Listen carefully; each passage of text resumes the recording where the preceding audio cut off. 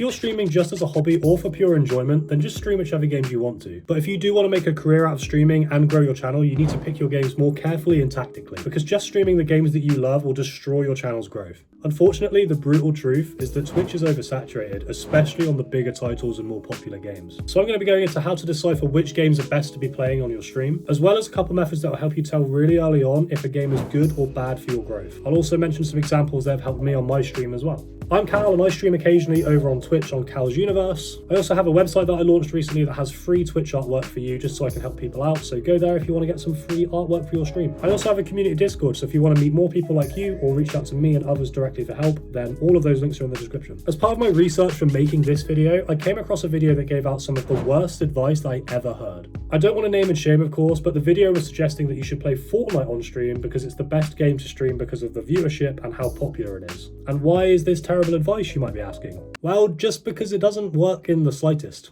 If you head to Twitch right now and look at Fortnite, or any big game for that matter, you'll notice that it takes a good while to scroll past all of the channels with hundreds and even thousands of viewers before you see anyone with a more realistic kind of 0 to 10 viewership range, which is probably the kind of viewership you have if you're just starting out. There's basically no good reason for people to scroll that far down just to find your stream if it has lower viewership than the hundreds and thousands at the top. It just doesn't happen. And yeah, you might be saying there are some people that prefer smaller streamers, they like finding small communities to be a more active member of that chat and that community, but it's not as common as you would think, and it's not worth banking on if you do want growth. So the first method that I want to talk about for picking games to stream is, first, you want to list down all the games that you have that you're happy to play and wouldn't mind streaming. No matter what they are, how big, how small, write them all down. Even if you're embarrassed about the amount of hours you've put into a certain game, write that one down too.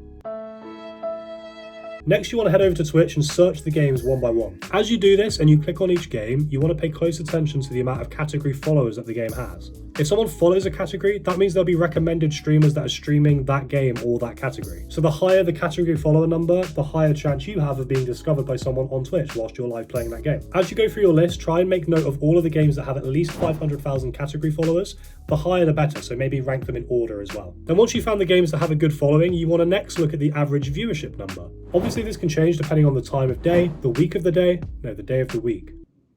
But regardless of that, try and aim to find games that have around 1,000 viewers or less at any given time. Essentially what you're doing is you're cherry picking games that have massive followings and passionate fan bases, as well as not too many viewers like those big games like Fortnite do. That way you're more likely to be recommended, you're most likely going to end up in the first few rows, meaning people don't have to scroll a marathon worth of distance just to find your stream. And with those little things alone, you've already got a better chance of seeing growth. A direct example I have of this, because I did it on my stream, is Undertale. It has around 500,000 followers, but at any given time the viewership sits around 400 to 1,000 people. I literally streamed this as my first ever game, and it got me from 0 to affiliate in about 3 to 4 weeks. I ended up having average viewership of around 10 to 15 viewers, which gave me a really strong start to that channel. And another good example is Stardew Valley, for the same exact reasons. These kind of games have dedicated and really passionate fan bases that love seeing people experience the game for the first time or seeing what choices people make. The reason I use those as examples is I also think it's good to narrow down your list not just with the numbers, but also with what you think you might get the most out of. And by that I mean with those two games in particular, they have very rich story, they have really engaging and funny characters, they have lots of challenges, lots of dialogue,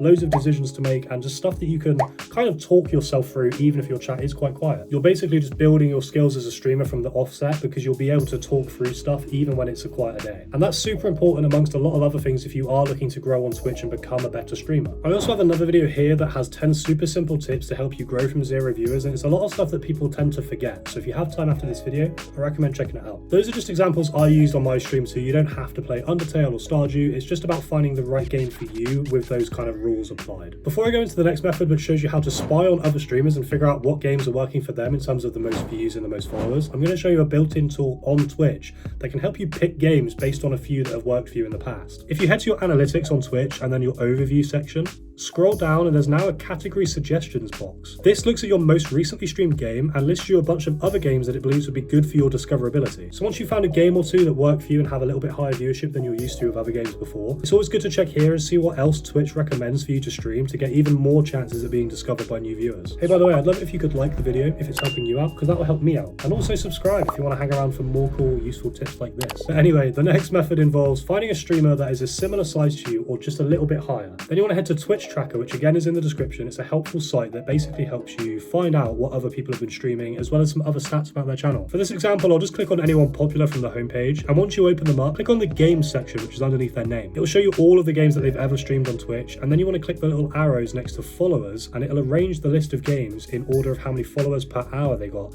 whilst they were streaming that game. And then to the left of that, you can see the average viewership at the time too. I actually think it's also really helpful to go back up, click on the stream section, and then scroll down and arrange this by followers on their most recent streams too, if you want some more recent and kind of real-time data to go off. Because a lot of the time the game section will have kind of their entire lifetime of their channel, whereas if you go to the stream section, you're going to have a more recent kind of games, more recent trends, which are more accurate, especially if you're looking for like something today or something now. So that'll help you following like recent trends, new games that have come out, games that are popping off right now. For example, the Fallout show came out recently and loads of people have been playing Fallout again, so that would likely be a better game now, but maybe a month ago it would have been dead. So it's always worth checking the trends. And with this method, I'm not saying you should outright copy the games that people are playing, but if you look at a channel that's similar size to yours, it's a good way of seeing what works for them, what niches are good, what games are sort of popping off for the smaller streamers at the moment. I think the best thing I'd recommend is basically blending all of these tips together to make a sort of ultimate method. So first you want to list all the games that you have that you're willing to stream. Then you want to research the category followers on those games and rank them by most followed. Then look at the average viewership and narrow it down. Then use the Twitch tracker to go on and check some trends with other streamers of your size, what's popular at the moment. And then I would say just pick a couple of the games that you've narrowed it down to and give those a go for a while. And bear in mind as well, it's not going to be one stream, you've got 1 million viewers. You need to give it time. So I would say pick a game, maybe two, and give it a few weeks or a few months even, and see how it sort of trends. Because remember, consistency is part of streaming too. You don't want to just jump from game to game because you're not getting an immediate boom in viewership. And then once you've found a game or two that works a little bit better, that's when you can also go and use that built-in Twitch tool just to see what else it's suggesting for you. Really quickly as well, I'll go through my top 5 games that worked for me because I'm still a small streamer too. Number 1 was definitely Undertale. It has a really strong community of people that love seeing people play it for the first time and experiencing it with them, and it just makes for good chat. Number 2 for me is Resident Evil. I played 7 in particular, but they're all pretty good. Again, I think horror is a good and very underrated category on Twitch because people love seeing you get scared, you get clips out of it, you can TikTok those.